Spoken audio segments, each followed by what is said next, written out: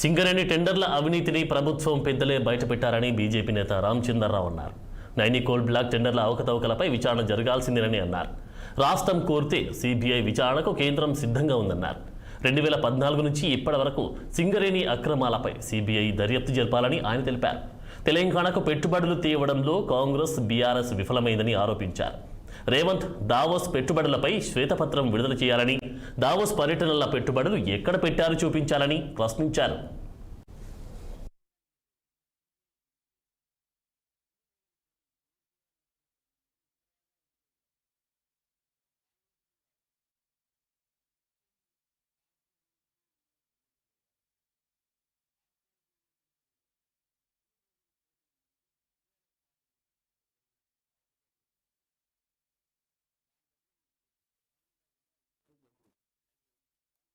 Enquiry జరిగింది, special investigation వచ్చేది, సిబిఐకి ఇదేనా జరిగింది. కానీ మనం డిమాండ్ చేసేది ఏంటంటే సిబిఐకి ఇస్తే 2014 కేసీఆర్ వచ్చినప్పటి నుంచి కూడా ఇప్పటిదాకా ఎంక్వైరీ చేయాలి. ఒక కాంగ్రెస్ మీద కాదు, మొత్తం కాంప్రహెన్సివ్ ఇన్వెస్టిగేషన్ జరగాలి.